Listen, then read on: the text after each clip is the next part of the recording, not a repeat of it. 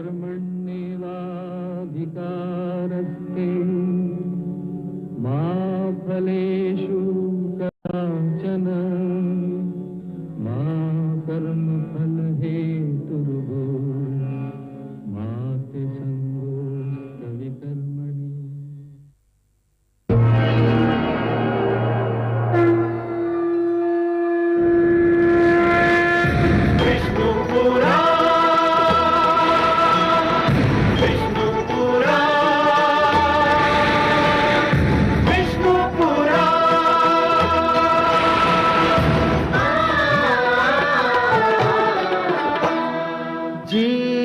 ज्ञान ब्रह्म ज्ञान अथ श्री विष्णु पुराण ओम की कथा महान जय श्री विष्णु पुराण विष्णु पुराण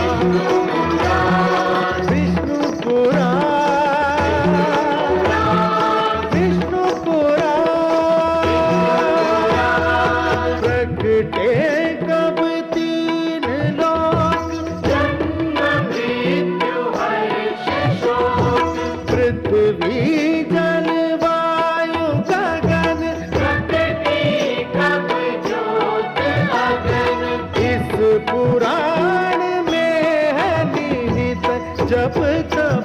और योग ध्यान विष्णु पुराण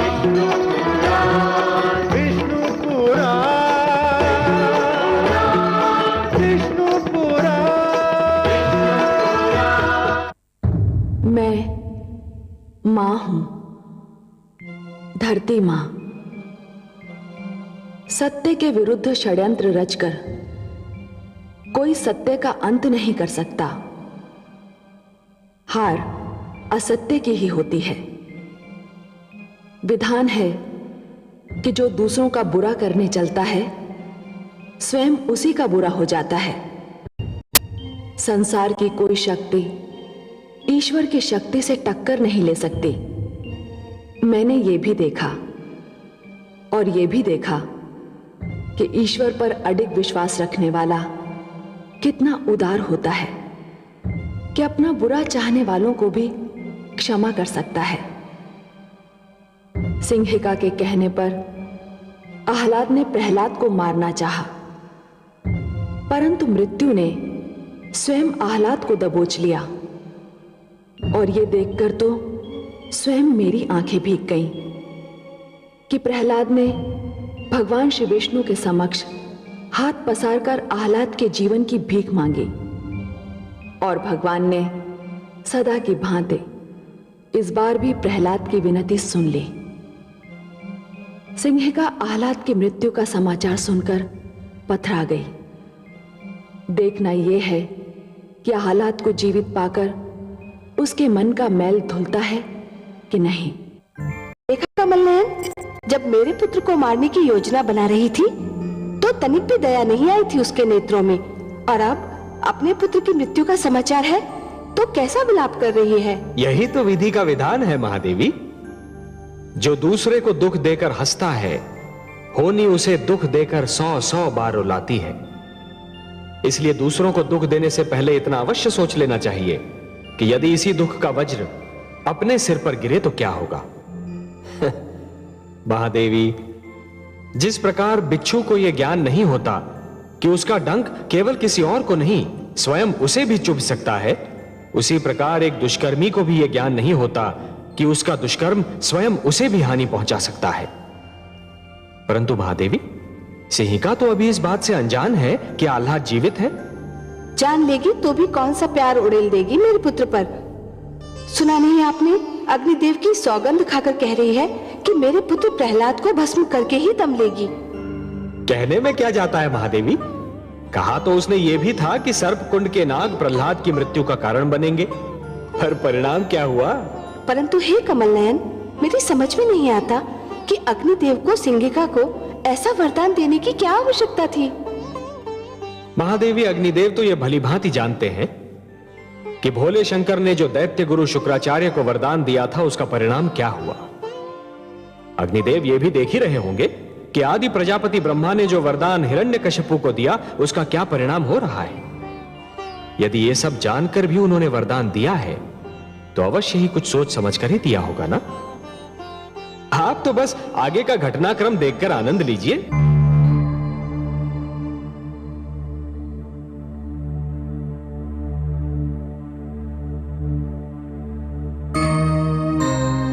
युवराज, आप जीवित हो उठे? हाँ महामंत्री, मैं काल के जाल में समा कर लौट आया। यह तो चमत्कार हो गया युवराज, परंतु यह सब कुछ हुआ कैसे? ये सब मेरे प्रिय अनुज प्रहलाद की कृपा है। ये नया जीवन मुझे मेरे अनुज ने उपहार में दिया है। परंतु मैं तो महाराज और महारानी को असुर लोक में आपकी मृत्यु की सूचना भी भिजवा चुका हूँ। यह तो बहुत बुरा हुआ भ्राताश्री। बुआश्री आपकी मृत्यु का समाचार सुनकर दुख से पागल होती होंगी। तुम ठीक कहते हो अनुज। उन्हें तुरंत सूचना भिजवाइए कि यह सब कुशल है। जो आज्ञा युवराज। नहीं भ्राताश्री, हमें स्वयं आसुरलोक पहुंचना होगा। वहाँ हाहाकार मचा होगा। आपके मृत्यु के समाचार के उपरांत बुआश्री को आपके जीवित रहने के समाचार पर विश्वास नहीं होगा। उन्हें विश्वास उसी समय होगा जब वो अपनी आंखों से आपको जीवित देखेंगी। कितना सुख होगा उन्हें आपको देखकर। भ्राताश्री चलिए, मैं भी आपके साथ चलूंगा। अवश्य अनुज, अब तो मैं वही करूंगा जो तुम कहोगे। मेरा ये जीवन तुम्ही ने तो लौटाया है। महामंत्री जी, हमारी यात्रा का प्रबंध किया जाए। जो आज्ञा युवराज। मेरा पुत्र, हाय मेरा पुत्र, मेरा पुत्र, हाय मेरा पुत्र। तुम क्यों विलाप कर रही हो? तुम्हारा पुत्र नहीं मरा, मेरा पुत्र मरा है। तुम्हारा पुत्र? तुम्हारा पुत्र? ये तुम कह रहे हो बहन सिंह का? आलाद को मैंने तुम्हारी गोद में डाल अवश्य दिया था। उसे भूल जाने की चेष्टा भी की थी, पर उसे पेट में तो मैंने ही रखा था। मैंने उसे अपनी कोख से जन्म दिया था। उसे मैंने ही अपना दूध पिलाया था। वो मेरे ही शरीर का अंश था। वो मेरी आंखों का तारा था। हाँ हाँ था, परंतु उसकी हत्या भी तुम्हारे ही दूसरे पुत्र प्रहलाद ने की। अरे मैंने तुम्हारे पुत्र आलाद को अपनी छाती से लगा लिया था, अपना पुत्र बना लिया था उसे। तुम्हारी कमी का आभास उसे कभी होने न दिया था, परंतु तुम्हारे दुष्ट पुत्र प्रहलाद के कारण वो काल के जाल में समा गया। मैं तुम्हारे पुत्र प्रहलाद को कभी क्षमा नहीं करूंगी, कभी नहीं। हत्यारा है वो, हत्यारा। मेरा पुत्र अपने शत्रुओं पर भी दया करता है।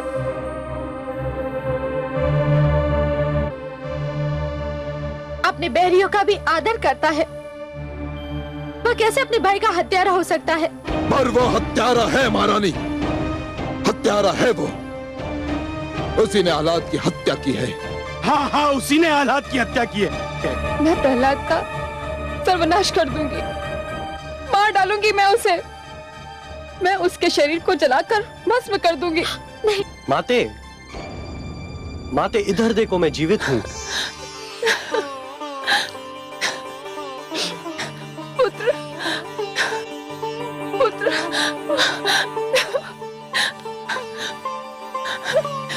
मेरा पुत्र जीवित है, मेरा पुत्र जीवित है। तुम ठीक तो हो पुत्र?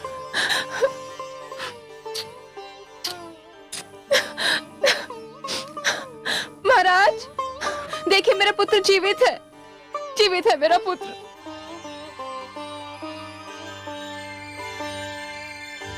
माते, मेरा पुत्र, मेरे लाल।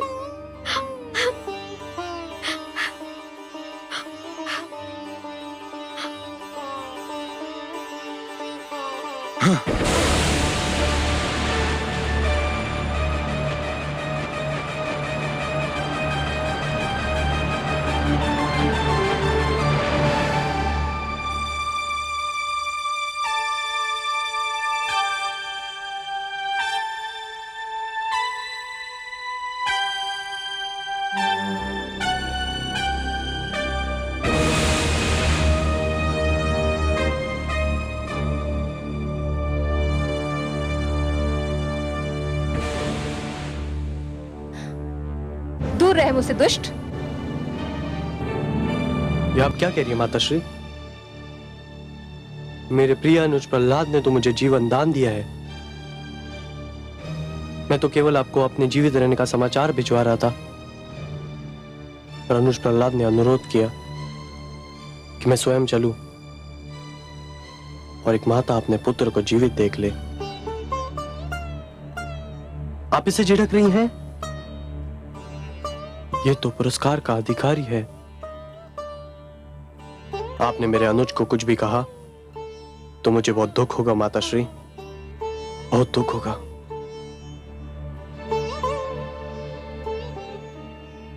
मुझसे भूल हो गई पुत्र। तुमने वास्तव में पुरस्कार योग्य कार्य किया है। तुम जो भी मुझसे मांगना चाहो मांग लो। भ्राताश्री को जीवन मिल गया, मेरे लिए यही सबसे बड़ा पुरस्कार है। यह कैसे संभव है पुत्र? मेरे पुत्र आह्लाद ने मुझसे कहा है तो मुझे तुम्हें कोई ना कोई पुरस्कार तो देना ही होगा ना। तुम स्वयं अपनी इच्छा से कुछ मांग लो तो मुझे भी हर्ष होगा और आह्लाद को भी प्रसन्नता होगी। अब संकोच न करो पुत्र, जो जी में आए वो मुझसे मांग लो। यदि आपकी यही इच्छा है तो मुझे अपना वह चमत्कार दिखा दीजिए जिसके चारों ओर चर्चा है।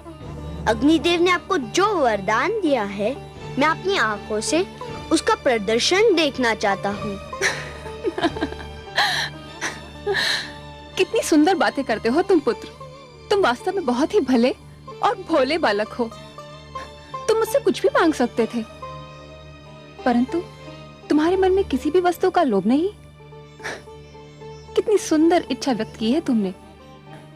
मुझे बहुत प्रसन्नता हुई पुत्र। मैं अवश्य ही तुम्हें अपने वरदान का प्रदर्शन दिखाऊंगी। कब? मैं बहुत व्याकुल हूँ देखने के लिए। पुत्र, मदनोत्सव सिर पर खड़ा है। उस दिन सारे असुरलोक में हर्षोल्लास होता है। समस्त नर नारी नृत्य करते हैं, मदिरा जल की भांति बहती है, सब रंग खेलते हैं और एक साथ भोजन करते हैं। बस उसी दिन मैं तुम्हें अपना चमत्कार दिखाऊंगी। मैं तुम्हें उस दिन एक और चमत्कार भी दिखाऊंगी।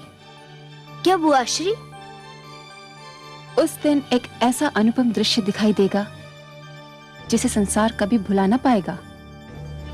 उस दिन का वही विशेष आकर्षण भी होगा।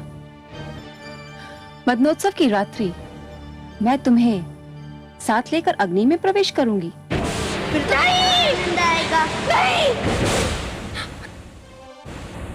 आज तो मुझे वास्तव में पुत्र प्रहलाद पर बहुत क्रोध आ रहा है। भोलेपन का यह अर्थ तो नहीं कि कोई जानबूझकर मृत्यु की गोद में जा गिरे। क्या हुआ महादेवी? सुना नहीं आपने? दुष्ट सिंहिका पुत्र प्रहलाद को गोद में लेकर अग्नि में प्रवेश करना चाहती है और पुत्र प्रहलाद ये समझ रहा है कि ये खेल होगा। या वास्तव में सिंहिका उसे कोई चमत्कार दिखाना चाहती है? महादेवी, जिसके मन में खोट नहीं होती वो स्वयं को भी सच्चा समझता है और दूसरों को भी। पर ये तो भूल है कमल नयन, और मुझे भय है कि पुत्र प्रहलाद भी यही भूल कर रहा है। नहीं महादेवी, भूल प्रहलाद नहीं कर रहा है, भूल तो सिंहिका कर रही है। उसे इस बात का विस्मरण हो गया है कि वो एक भूल कर चुकी है, और जिसे अपनी भूल का विस्मरण होता है उसे उसका दंड अवश्य मिलता है। इतिहास रचा ही इसलिए जाता है महादेवी कि आने वाली पीढ़ियां ये देख सकें कि उनके पहले की पीढ़ियों ने क्या भूल की और वो उस भूल को ना दोहराएं। यदि दोहराती हैं तो दंड पाती हैं, दुख झेलती हैं। सिंहिका ने जो भूल की थी उसका दंड उसे मिला था, उसके पुत्र आह्लाद की मृत्यु के रूप में। परंतु जैसे ही उसने अपने पुत्र को जीवित देखा, उसे फिर से अपनी भूल का विस्मरण हो गया। इसलिए विश्वास रखिए महादेवी, सिंहिका को अपनी भूल का दंड फिर से मिलेगा। परंतु प्रहलाद को भी तो ये स्मरण रखना चाहिए था कि सिंहिका उसे क्षति पहुंचाने की चेष्टा कर चुकी है। जानता हूं महादेवी, क्षति पहुंचाने वाले को दंड देना तो बहुत सरल है, पर उसे क्षमा करना बहुत कठिन।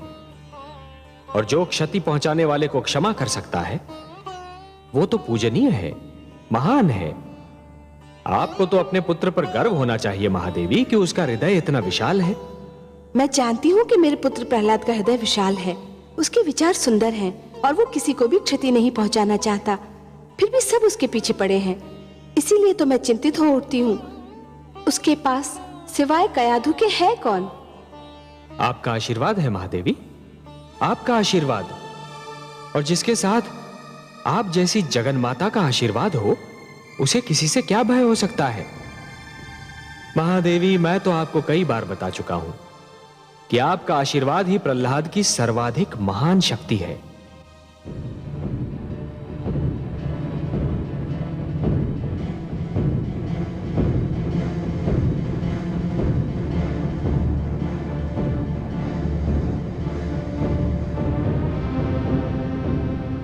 असुर लोक वासियों सावधान, सुनो सुनो, ध्यान से सुनो। भगवान हिरण्यकशिपु ने घोषणा की है कि इस बार भी मदनोत्सव हर बार की भांति बहुत धूमधाम से मनाया जाएगा। भगवान हिरण्यकशिपु सदैव की भांति अपनी समस्त प्रजा के लिए मांस, मदिरा, नृत्यादि की व्यवस्था करेंगे, परंतु इस बार मदनोत्सव का विशेष आकर्षण होगा भगवान की छोटी बहन कामरूप देश की महारानी सिंघिका की ओर से उन्हें अग्निदेव के दिए हुए वरदान का महान प्रदर्शन। महारानी सिंघिका राजकुमार प्रहलाद को लेकर अग्नि में प्रवेश करेंगी। सारे असुर समुदाय का इस उत्सव में स्वागत है। आहा, ये तो चमत्कार होगा। इस बार मदनोत्सव का आनंद ही कुछ और होगा।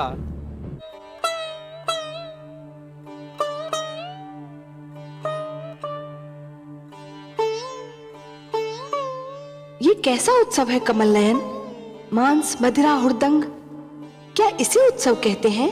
नहीं महादेवी, इसे उत्सव नहीं, आप असुर संस्कृति के असभ्य प्रदर्शन का नाम दीजिए। उत्सव तो नाम है आनंद की पवित्र भावना का। उत्सव नाम है ऋतुओं के आगमन का। जब प्यासी धरती पर वर्षा की पहली फुहार गिरती है और माटी से सौंधी सौंधी सुगंध उमड़ती है, तब उत्सव मनाया जाता है कि अब धरती की प्यास मिटी, अब खेती लहराएगी, हरियाली नाच उठेगी। जब माथे पर पसीने की नन्ही नन्ही बूंदें फूटती हैं, तब उत्सव मनाया जाता है कि शरीर को कपकपाने वाली शरद ऋतु से पीछा छूटा। जब धूप भली लगने लगती है और समीर का झोंका मन में आह्लाद निर्माण करता है, तब उत्सव मनाया जाता है महादेवी कि झुलसाने वाली ग्रीष्म ऋतु का अंत हो गया। यही तो मैं भी कहती हूँ कमल नयन, उत्सव वो है जो आत्मा को शांति दे, जो सारे नगर का जीवन अस्त व्यस्त कर दे, जिसमें मदिरा पीकर सब अपनी सुध-बुध खो बैठी। वो उत्सव नहीं, कोरा हुड़दंग है। परंतु मुझे सिंघिका की चालों से चिंता हो रही है। वो मेरे पुत्र को लेकर अग्नि में प्रवेश करना चाहती है। मैं जानती हूँ कि उसके मन में क्या है, परंतु आपके पुत्र के चेहरे पर तो कोई चिंता दिखाई नहीं पड़ती। उसने तो अपनी सारी चिंताएं आप पर छोड़ दी हैं। तो आप भी अपनी सारी चिंताएं मुझ पर छोड़ दीजिए ना महादेवी।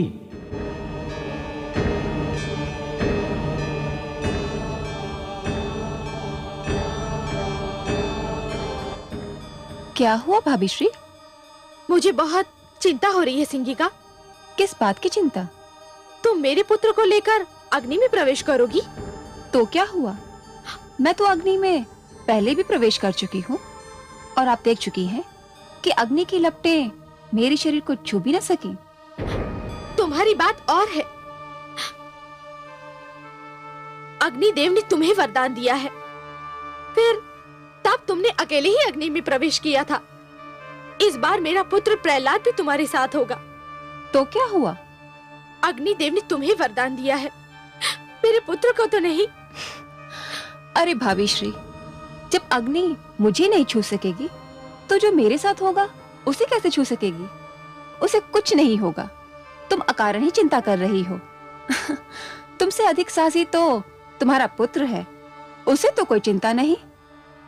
वह तो बड़ी व्याकुलता से उस घड़ी की प्रतीक्षा कर रहा है जब मैं उसे लेकर अग्नि में प्रवेश करूंगी।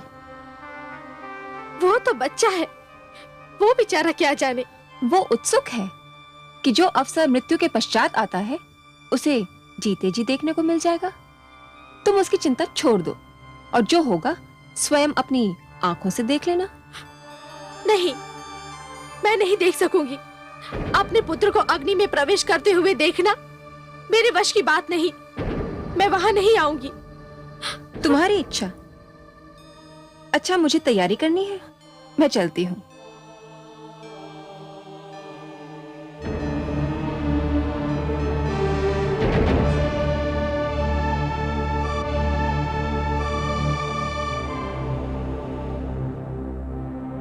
माताश्री तुम्हें लेकर अग्नि में प्रवेश करने वाली है। मैं तो एक एक पल गिन रहा हूँ। शीघ्र आए वो घड़ी जब मैं वो चमत्कार देख सकूं। यदि तुम्हें कुछ हो गया तो? बुआ कहती है मुझे कुछ नहीं होगा, मैं उनकी रक्षा में रहूंगा। और तुम्हें विश्वास है कि ऐसा ही होगा? हाँ, अग्निदेव का वरदान है उन्हें। पर तुम्हें तो नहीं है। तुम्हें कोई चिंता नहीं? मैं तो इतना जानता हूँ कि वही होगा जो मेरे विष्णु की इच्छा है, फिर मैं चिंता क्यों करूं? इतना विश्वास है तुम्हें अपने विष्णु पर? इससे भी अधिक। क्या उन्होंने तुम्हें कोई शक्ति प्रदान की है? उन पर अटूट विश्वास ही तो मेरी शक्ति है। जो भी तुम्हारे विष्णु पर अटूट विश्वास रखेगा, क्या उसे शक्ति प्राप्त होगी? अवश्य भ्रातश्री, संसार में तो सारा खेल विश्वास ही का है। विश्वास ही तो शक्ति देता है। मुझे भी दे सकता है? हाँ हाँ, तुम्हें भी दे सकता है। यदि ऐसा है तो मुझे भी अपने विष्णु पर विश्वास करना सिखाओ।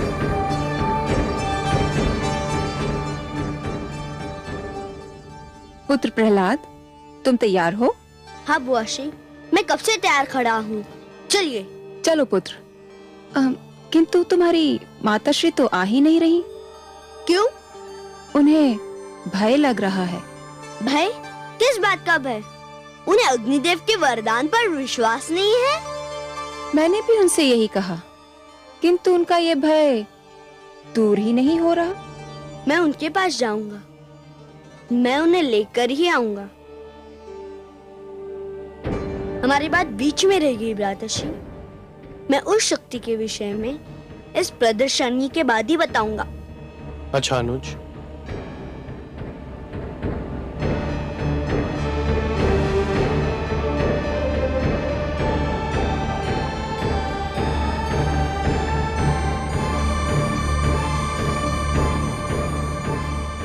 इस प्रदर्शनी के पश्चात तुम्हें किसी से कुछ भी कहने का अवसर नहीं मिलेगा।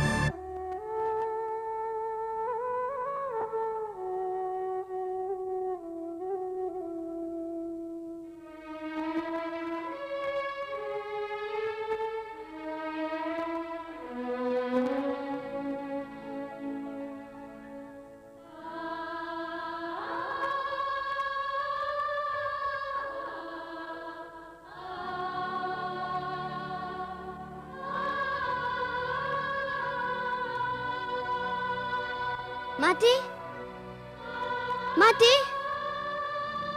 माते। पुत्र, बुआशी कह रही थी कि तुम प्रदर्शनी में नहीं आओगी।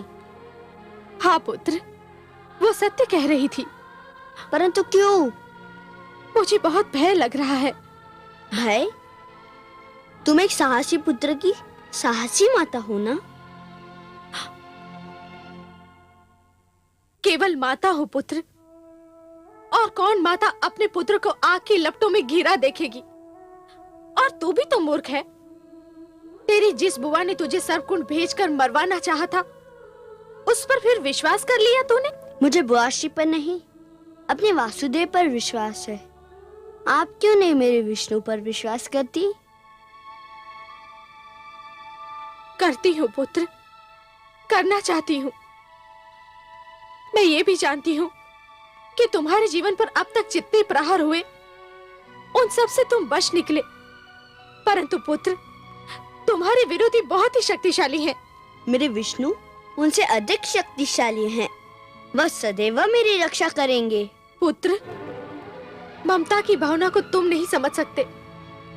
सब कुछ समझते हुए भी मेरी ममता के पांव डगमगा जाते हैं। यह भय पीछा नहीं छोड़ता कि यदि इस बार तुम न बच पाए तो क्या होगा। मैं क्या करूंगी पुत्र? जब ये ध्यान आता है तो मेरी शक्ति टूट जाती है। मैं क्या करूं पुत्र? कहां से लाऊं मैं तुम्हारे जैसी शक्ति? जैसा अटूट विश्वास है मुझे अपने विष्णु पर, वैसा ही अटूट विश्वास आप भी जगा लीजिए। मेरी जैसी शक्ति आपको मिल जाएगी। अब बताइए, आप आएंगे ना चमत्कार देखने? पुत्र, आपको मेरी सौगंध, आपको आना ही पड़ेगा। पुत्र, पुत्र,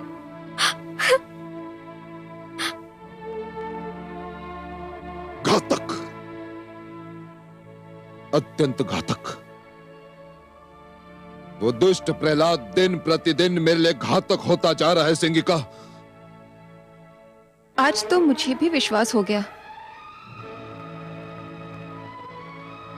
कि यदि प्रहलाद जीवित रहा तो मुझे भी अपने पुत्र आह्लाद से हाथ धोना पड़ेगा। मुझे प्रहलाद से उसकी बातचीत सुनकर भय लग रहा है भ्राताश्री, कि जिस प्रकार प्रहलाद आपसे विद्रोह कर रहा है, कहीं एक दिन उसी प्रकार मेरा आह्लाद मुझसे विद्रोह न कर बैठे। इसीलिए मैं उस दुष्ट के जीवन का अंत करना चाहता हूं सिंगिका, क्योंकि यदि वो जीवित रहा तो दिन प्रतिदिन मेरे विरोधियों की संख्या बढ़ती जाएगी। और जो हमारे विरोधी होंगे वे हमारे भ्रातर्षि हिरण्याक्ष के हत्यारे विष्णु के प्रशंसक हो जाएंगे। मुझे तो यह भी आशंका हो रही है भ्रातर्षि कि कहीं प्रहलाद मेरे पुत्र आह्लाद को विष्णु के प्रेम जाल में फांस न ले। भ्रातर्षि, मैं तो यही देखकर सेहर उठी थी कि मेरा पुत्र प्रहलाद की बातों से प्रभावित हो रहा है। जानता हूं बहन, भली भांति जानता हूं।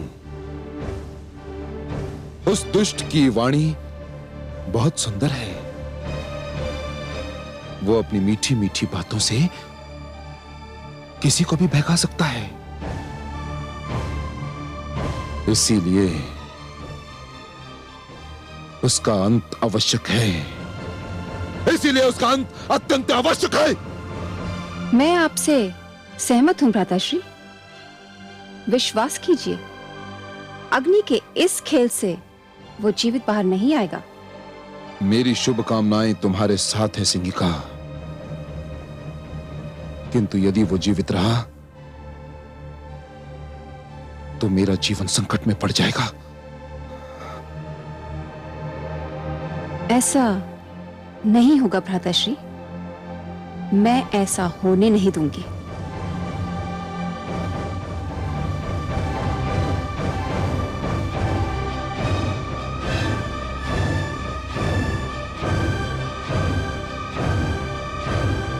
हे कमल नयन, सुना आपने पुत्र प्रहलाद ने अपनी माता से क्या कहा?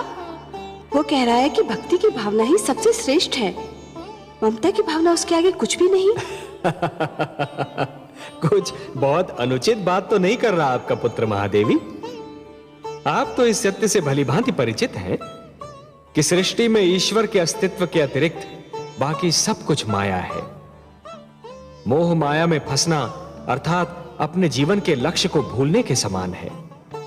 और जीवन का तो यही लक्ष्य है महादेवी, कि अपने भीतर छिपी हुई ईश्वरी शक्ति को ढूंढकर बाहर निकालना, अपने भीतर छिपे हुए ईश्वर को ढूंढना।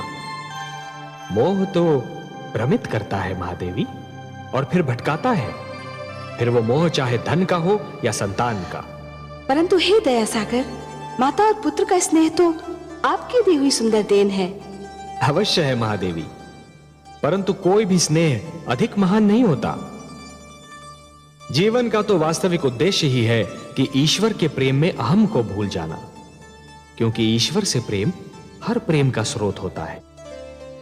जिस प्रकार मरुस्थल की रेत दूर से जल के समान चमकती है, परंतु निकट जाकर ही यह ज्ञात होता है कि वो तो सूखी रेत है, जल नहीं, उसी प्रकार हर मोह निकट से केवल एक भ्रम सिद्ध होता है महादेवी। ईश्वर से प्रेम ही जीवन के उद्धार का कारण होता है।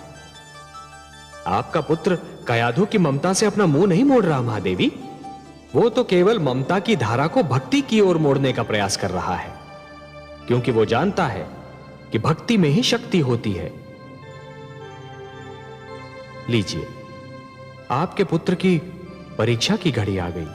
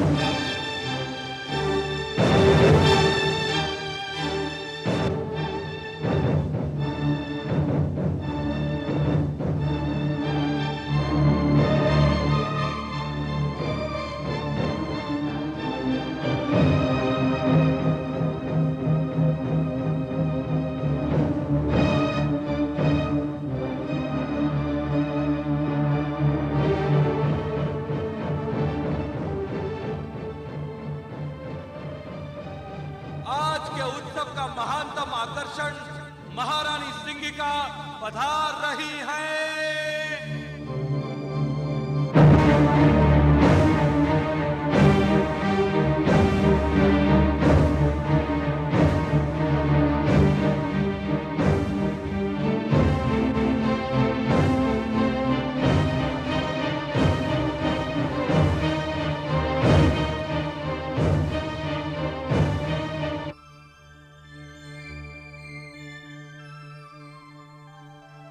प्रणाम भ्राताश्री।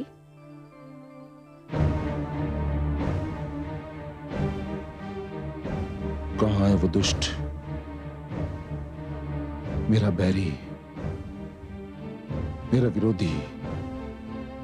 भाभी श्री को लेने गया है। वह इस उत्सव में आना ही नहीं चाहती थी, परंतु प्रहलाद चाहता है कि उसकी माता भी इस अनुपम दृश्य को देखे। अभी उन्हें लेकर आता ही होगा। सिंगिका, उसकी मृत्यु अत्यंत आवश्यक है, अत्यंत आवश्यक। इस बार वो बचना नहीं चाहिए। नहीं बचेगा भ्राताश्री। आज आप अग्नि की लपटों का अद्भुत खेल देखेंगे। वही अग्नि जो मेरे शरीर को छू भी ना पाएगी। देखते ही देखते उसकी लपलपाती जीभ प्रहलाद के शरीर को चाट जाएगी। कुछ ही पलों में उसकी कोमल काया को वो राख में परिवर्तित कर देगी और वायु के झोंके उस राख को उड़ा ले जाएंगे। महारानी कयाधु, युवराज आहलाद और राजकुमार प्रहलाद पधार रहे हैं।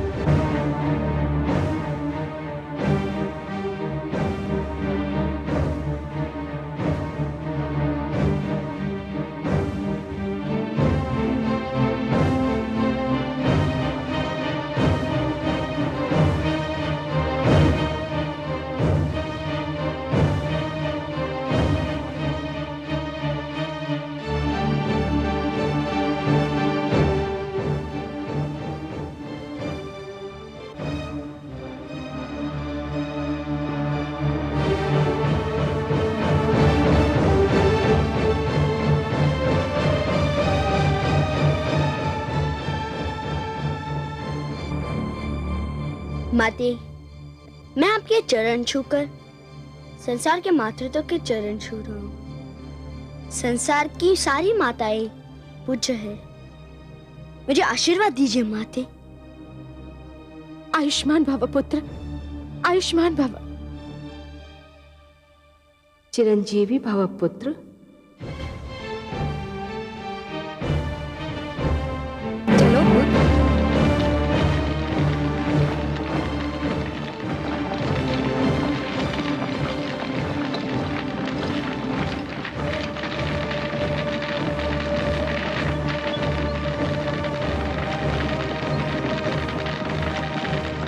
चलो पुत्र।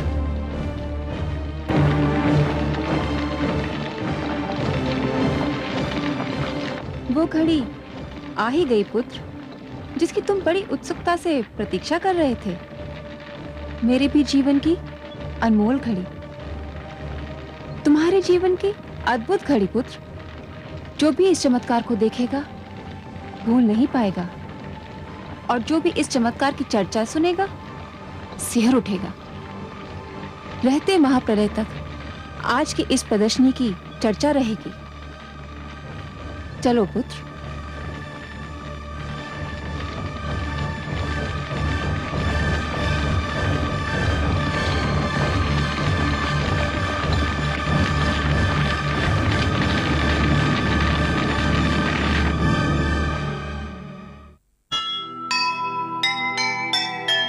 पाप नहीं फलता कभी, यही जगत की रीत। पुण्य के पथ पर जो चले, सदा उसी की जीत।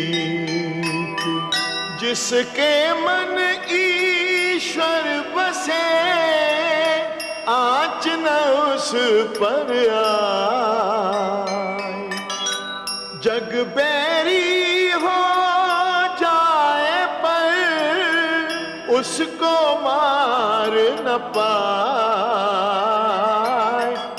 उसको मार न पाए।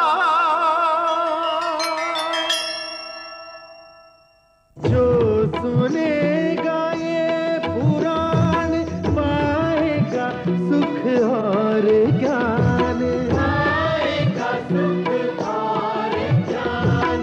कर्म को ही धर्म जान, प्रेम की तू छेड़तान, प्रेम की तू छेड़तान। बीते युग बता रहे हैं, बीते युग बता रहे हैं, सत्य पथ पे चल सुजान। विष्णु पुराण